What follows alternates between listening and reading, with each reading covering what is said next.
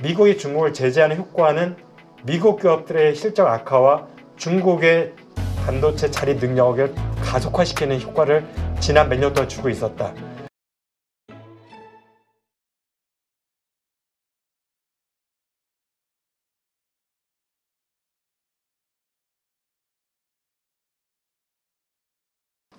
이번에 모건 스탠리에서 아이스버그 얼음 이 이야기한 것은 결국 이 미국에서의 관세 문제, 이게 이제 가장 큰 위험 리스크 포인트 아니겠냐 이거였잖아요. 그거 맞습니다. 예. 어떻습니까?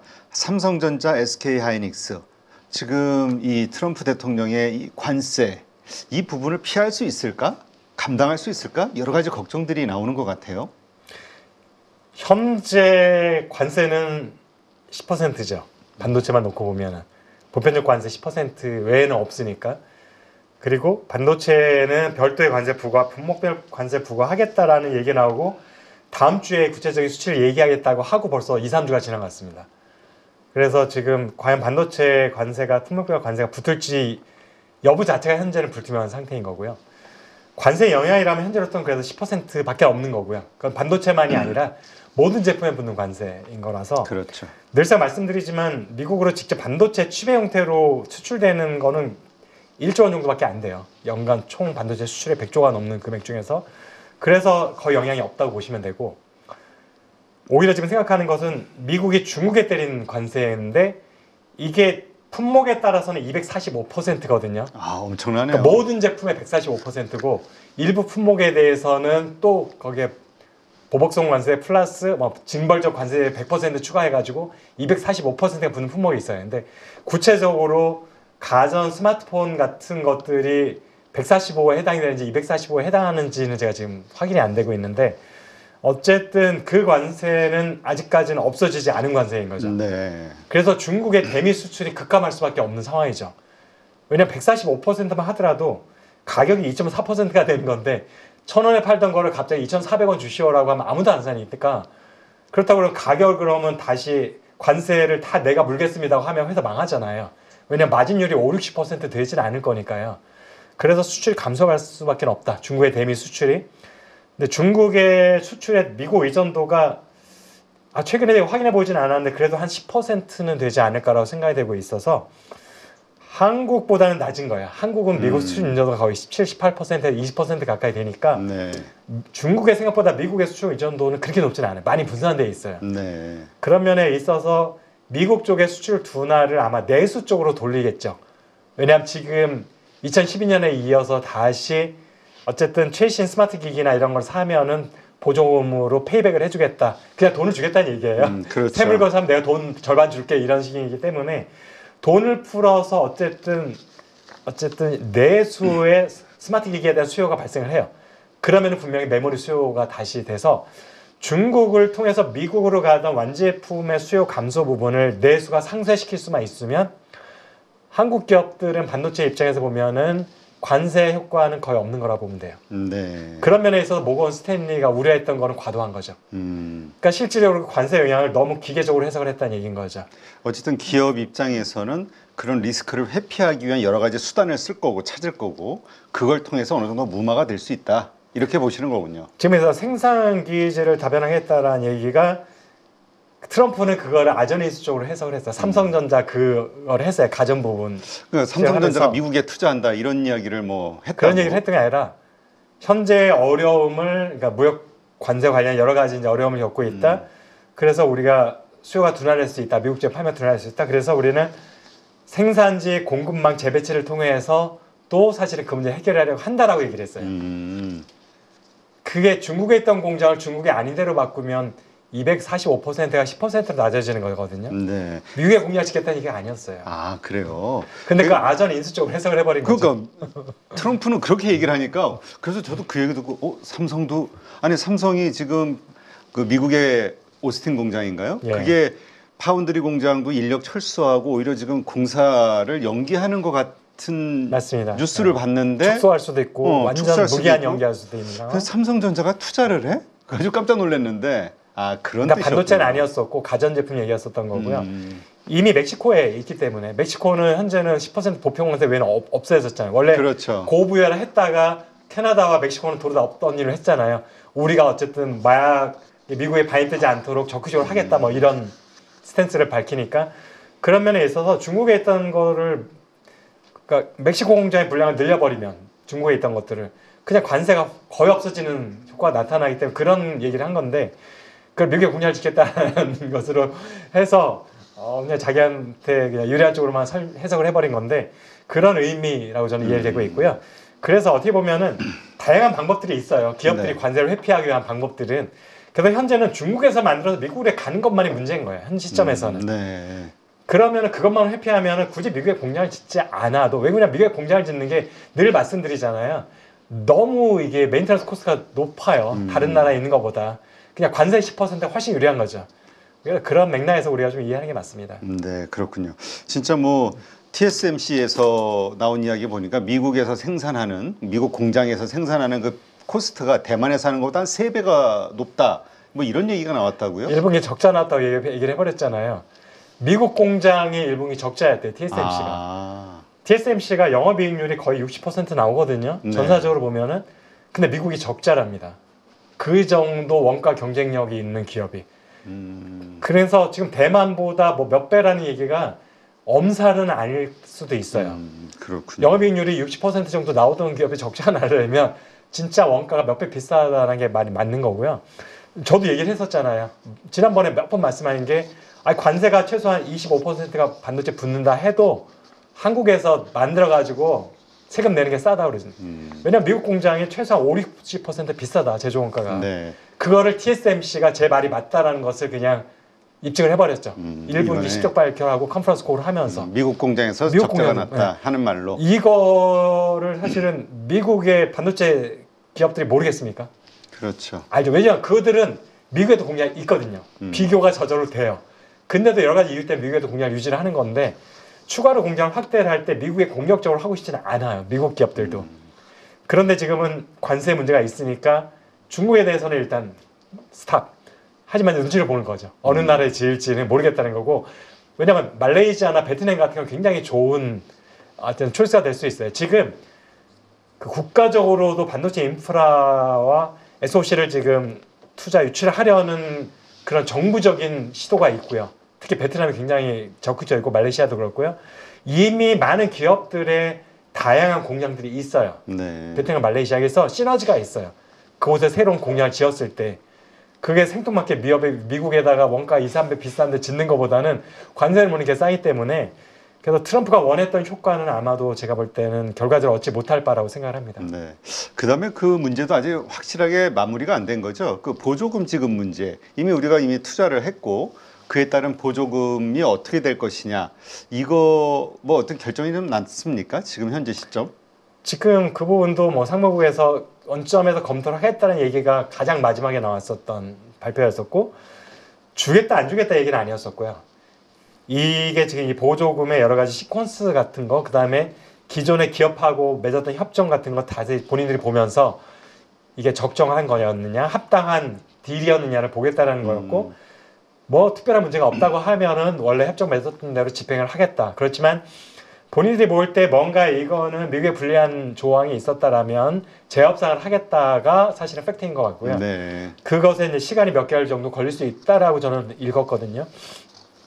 그래서 저는 그것을 아직까지도 실무자들이 분석하는 단계에 있다고 보고 있고요. 그래서 보조금 문제는 어느 쪽으로 튈지는 현재는 모르겠지만 보조금 집행이 늦어진다고 해서 우리가 뭐 조급할 필요는 없어요. 어차피 우리의 투자한 것도 지금 늦어질 가능성이 높기 때문에 사실은 같이 맞물려 가지고 투자를 같이 지연시키거나 축소를 하면 되는 상황이고 그렇다고 해서 미국에서 우리한테 무슨 징벌적 과세를 할 수는 없는 거잖아요. 그렇죠. 그래서 거기에 대해서는 우리 뭐 딱히 신경 쓰지 않고 기다리면 될 것 같습니다. 네.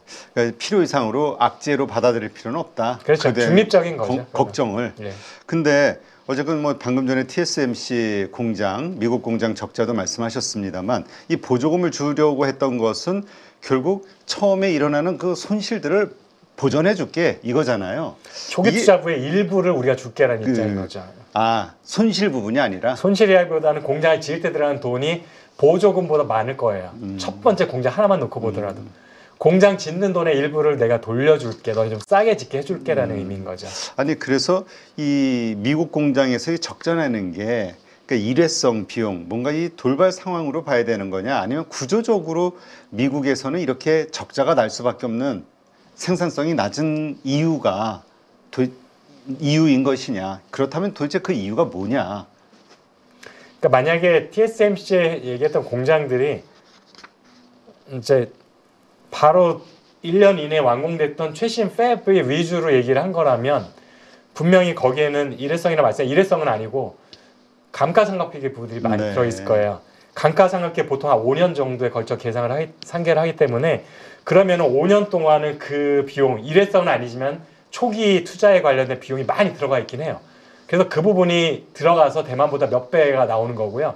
제가 말했던 50%, 60%는 초기 비용 다 빼고 동일하게 완공되어 있는 공장에서 천천하게 메인테너ン스만 따졌을 때의 비율을 따지면 5, 60% 비싸다는 얘기를 했던 거라서 네. 아마 1분기 실적에 새 공장에 대한 거면은 조금 초기기 때 발생하는 것들이 많이 들어가 있는 부분이에요. 그렇지만 2, 300까지는 아니더라도 완전히 초기 투자 비용을 뽑고 나서, 그러니까 5년이 지난 후에도 분명히 대만보다는 최소 50% 이상은 비쌀 거다라는 말씀을 늘 하는 거죠. 네, 그렇군요. 지금 그렇다면 우리가 단순하게 거기는 인건비가 비싸서 혹은 숙련된 일꾼이 없어서 노동자가 이 이유 두 가지 이유를 뽑는데 이거 외에 또 다른 리스크가 있습니까? 미국 시장이? 결국에는 이제 인건비 부분은 뭐 가장 쉽게 우리가 접근할 수 있는 거고 누구나 이해할 수 있는 거니까 일단 그 부분은 따로 설명 안 하고, 숙련도 같은 부분은 물론 연결이 되는데요. 이제 결국에는 미국의 팹이 생산성과 경제성이 있느냐 없느냐를 따져야 되는 거잖아요. 최종적으로 이 팹의 가치를 할 때는 거기에는 우리가 수치로 접근할 수 있는 게 그냥 숙련도라는 게 그럼 뭘 우리가 지표로 비교할 거야. 예를 들면 4년대 대회를 나왔느냐 안 나온지로 할 거니, 아니면 반도체 회사에 근무한 경력수로 할 거니. 그렇게 따지면 한국에는 해마다 몇천 명의 신규 인력이 들어오고 고졸도 많은데 걔네들은 더 안 좋아야 되지, 이렇게 얘기하니까 좀 어려운 부분이 있어요. 우리가 정량적으로 분석하는 거는, 아니, 정성적으로 분석하는 거는. 그래서 결국에는 우리가 수치로 볼 수 있는 게 뭐냐 하면은 수율. 네. 그리고 또 하나는 우리가 이 팹의 효율성과 가치를 얘기할 수 있는 거는 가동률. 네. 가동률이라는 거는 공장은 지어놨는데 물건이 없는 거예요. 팔아야 될 물건, 만들어야 될 물량, 그러니까 수요가 없는 거예요. 그 다음에 수율이 낮다라는 것은 양산 공정 자체가 문제가 있는 거죠. 네. 페일이 많이 난다는 얘기니까. 이것들을 결정하는 거는 단순하게 인력만은 아닌 거잖아요. 장비가 최적화돼야 되는 부분들도 있는 거고, 물론 거기에도 인력의 우수성이 들이지만 단순히 미국의 현지에서 고용하는 인력들이 안 좋다기보다, 왜냐하면은 핵심 인력들은 다 한국에서 파견이 가거든요. 네. 핵심 공정 인력은 다 한국에서 간 사람들이기 때문에 현지에서 고용하는 인력들은 단순하게 매뉴얼대로 기계적으로 오퍼레이팅만 하는 사람들이에요. 그럼 그 사람들이 한국하고의 조금 숙련도가 떨어진다고 해서 수율에 엄청난 차이가 날 거라고 생각하느냐? 그렇게 큰 차이는 아니라고 생각이 되고 있는데, 그런데 여기서 말씀드리는 수율이라는 것들은 엔지니어 플러스 현지 인력 플러스 우리 같은 경우는 3교대를 하면서 사실은 24시간 돌아가는 체제가 가능한 반면에 미국 같은 경우는 그게 좀 어려워요. 노동법 이슈도 있고 너 야간 근무할래라고 하면 나 그 회사 안 갈래요라고 하기 때문에 그런 부분들도 있어요. 그러면 아예 사람 뽑지 못하니까 포기해야 되는 부분이 있어요. 3교대 같은 4교대 같은 것들을. 그런 면들이 숙련도 플러스 들어가는 거죠. 네. 그래서 정말 미국에도 숙련된 인력이 있을 수가 있어요. 근데 그 친구들이 가기에는 한국과 같은 시스템 돌리면 안 되는 측면이 있는 거예요. 그럼 미국에 맞는 시스템으로 가야 되면은 노동법, 환경 이슈 뭐 이런 것도 추가 비용도 있지만 인력을 운영하는 측면에 있어서 한국과 똑같을 수는 없는 거죠. 이런 것들이 수율과 가동률에 다 영향을 미치는 거라서, 그래서 그 모든 것들을 종합적으로 보면은 미국의 종합적인 코스트는 동일한 매출을 발생하는데 들어가는 코스트는 훨씬 높다라는 결론이 나오는 거죠. 네, 그렇군요. 하여튼 뭐 미국 입장에서는 미국의 리쇼링을 통해서 이 칩 공장을 이 밸류 체인을 미국에 두고 싶은 거고, 그러한 것들을 통해서 중국을 계속 규제를 하고 누르고 싶은 건데, 그럼에도 불구하고 지금 중국에서는 계속 성과가 나오고 있잖아요. 화웨이에서도 뭐 H100 능가하는 칩을 만들었다 뭐 이런 얘기가 나오고, 어떻게 봐야 됩니까? 이 중국을 미국이 계속 규제를 통해서 누를 수 있는 건가요? 그러니까 규제를 통해서 누를 수 있는 부분들은 한정적이라고 일단 결론적으로 말씀을 드리면, 일단 바로 어제도 젠슨 황 CEO가 물론 그건 본인의 비즈니스를 위해서 한 얘기긴 하죠. 미국 정부에 대해서 어떤 입장을 밝혔냐면은 중국에 대해서 반도체나 첨단 기술 규제를 하는 건 옳지 않다. 규제를 하지 않아야 산업이 발전할 수 있고 미국 기업들도 같이 성장할 수 있다라고 얘기를 했어요. 왜냐하면 지금 그거는 엔비디아 입장에서 지금 절박해요. H20까지도 팔지 못하게 하겠다는 얘기가 지난주에 나왔잖아요. 그랬죠. 지금 그래도 중국에는 어쨌든 성능을 조금 낮춘 H20을 팔 수 있어서 중국에 대한 매출이 유지되고 있는데, 그 이전에 분명히 작년에 이랬어요. 젠슨황 CEO가 컨퍼런스 콜을 하면서 매출 중국 의존도 많이 낮췄다. 옛날에 정말 높았지만 최근에 우리 한 10% 정도까지 낮췄다라고 분명히 얘기를 했거든요. 왜냐하면 주가가 이제 중국에 대한 우려 때문에 낮아지니까 그런 얘기를 했어요, 분명히. 그런데 올 1분기 실적 발표를 또 어떤 얘기를 했냐 하면은, 이걸 뭐 CEO가 얘기한 게 아니라 이제 회사에서 공식적으로 이제 수치들을 발표를 한 거예요. 거기에 공식 발표 내용에 보면 1분기 매출이 400억 달러 좀 넘었을 거예요. 430억 달러, 460억 달러 그 사이였던 걸로 제가 기억을 하는데, 이런 얘기가 또 있었어요. 재무담당 임원이 H20 매출이 180억 달러였다. 큰 도움이 됐다. 자, 분기 매출이 430억 달러 정도인데 H20은 거의 중국으로 가는 제품이거든요. 180억 달러면은 전체 매출에서 차지하는 비중이 30%가 넘어요. 그 얘기는 여전히 엔비디아 매출에서 중국 의존도가 30% 넘다는 얘기예요. 작년에 우리 낮춰서 10%다라고 얘기했던 게 사실이 아니었던 거죠. 여전히 중국 의존도가 굉장히 높은 거예요, 엔비디아가. 네. 그런데 중국에 만약 H20을 팔지 못하게 되면은 지금 엔비디아 전사적인 실적이 곤두박질할 수밖에 없는 상황인 거예요. 그러면 연쇄적으로 누가 영향을 받냐 하면 한국에서는 삼성전자죠. 그런 것들을 사실은 주가에도 어느 정도 반영이 되고 있다고 보고 있는 거고, 올해 실적 가이던스에도 일정 부분이 이미 사실은 반영이 되고 있는 부분이라 엔비디아 일정에는 어떻게든지 H20만큼 팔아야 되는 거고 근데 설상가상으로 H20보다 좀 더 성능이 좋은 H100급의 자체 AI 칩을 개발했다고 화웨이가 얘기를 하고 있잖아요. 네, 그렇죠. 그렇게 되면 더 발등에 물인 거예요, 엔비디아 입장에서는. 그리고 심지어는 이제 그 칩으로 만든 결국에는 AI 추론 모델이 기존에 발표했던 미국 빅테이크 기업들 오픈 AI와 겨루어도 별로 부족하지 않다. 그래서 이제는 소프트웨어 파워, 하드웨어 파워를 우리는 다 갖췄다라는, 독립했다라는 얘기가 돼버리니까 엔비디아 CEO가 말때 그 얘기인 거예요. 이거는 사실은 중국을 제재하면은 사실 공멸하는 거다. 공멸하는 게 아니라 제가 볼 때는 미국 기업들이 손실이 커지는 것 같아요. 네. 중국은 오히려 자립도를 높여가고 있고 독자적인 기술력이 높아져가고 있다는 게 피부로 느껴지고 있잖아요. 그렇죠. 반도체 칩도 그렇잖아요. 메모리까지도 심지어는. 그래서 미국이 중국을 제재하는 효과는 미국 기업들의 실적 악화와 중국의 반도체 자립 능력을 가속화시키는 효과를 지난 몇 년 동안 주고 있었다. 한마디로 그래서 제가 이걸 다른 방송에서 했더니 타이틀을 그걸 마구마구 찍어냈던데, 그동안 미국의 중국 제재는 완전 소용이 없는 것이었었다. 헛발질이었었다. 현재까지는 제가 내린 결론은 그겁니다. 네, 알겠습니다. 하여튼 이러한 것들 때문에 우리 반도체 산업까지도 이제 미국의 밸류체인에 들어가다 보니까 그 관련돼서 추진을 하다 보니까 어떻게 될 것이냐, 여기에 대해서 상당히 의심을 받는 상황인 것 같은데, 하여튼 계속해서 주목할 수밖에 없는 상황이네요. 우리의 앞날을 어떻게 몰아 단정하기가 좀 어렵네요, 우리 스스로도. 지금 그래서 한국 기업들이 전략적으로 중국에 있는 공장들을 어떤 용도로 어떻게 운영할지가 저는 굉장히 중요하다고 생각이 됩니다. 네. 이 부분은 이미 여러 차례 말씀드렸었는데, 지금과 같이 단순히 중저가 라인업의 칩을 만들어내는 용도로만 그냥 쓰겠다라고 하면은 삼성이나 하이닉스가 갖고 있는 중국에 있는 공장의 가치가 점점 하락할 수밖에 없어요.